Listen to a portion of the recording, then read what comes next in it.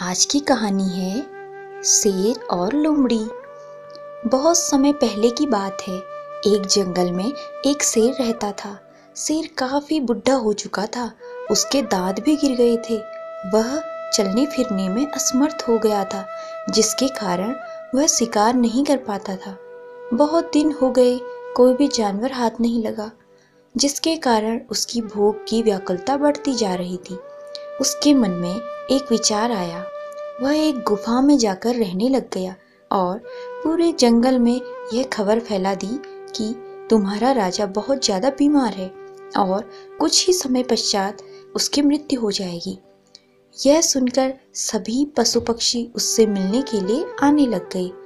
जो भी जानवर उससे मिलने के लिए आता वह उसे खा लेता था और अपनी भूख को शांत करता था। बहुत दिनों तक ऐसे ही चलता रहा। कुछ समय पश्चात यह खबर सुनकर एक लोमड़ी उस गुफा के पास आई और गुफा के बाहर से ही आवाज लगाई। उसकी आवाज सुनकर शेर बोला, लोमड़ी बहन, अंदर आ जाओ। लोमड़ी बहुत ही चतुर और बुद्धिमान थी। उसने गुफा के बाहर अनेक जानवरों के पंजों के निशान देखे। वह पंजों के निशान सिर्फ गुफा के अंदर जाने के थे, परंतु बाहर आने के नहीं थे। उस लोमड़ी को समझने में जरा भी देर नहीं लगी कि यह शेर धूर्त है और उसके पास जाते ही उसे खा जाएगा।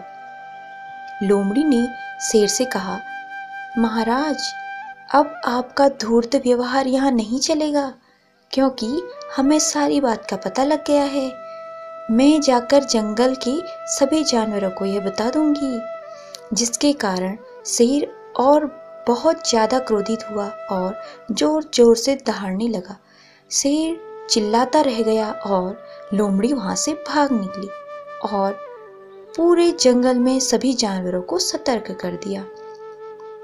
दोस्तों, इस कहानी से हमें यह सीख मिलती है कि हमें आंख बंद करके किसी की बातों पर विश्वास नहीं करना चाहिए, बल्कि अपनी बुद्धि और विचारों का उपयोग करके ही आगे पैर बढ़ाना चाहिए, क्योंकि यह संसार धोखेबाज और फरेबी इंसानों से भरा पड़ा है।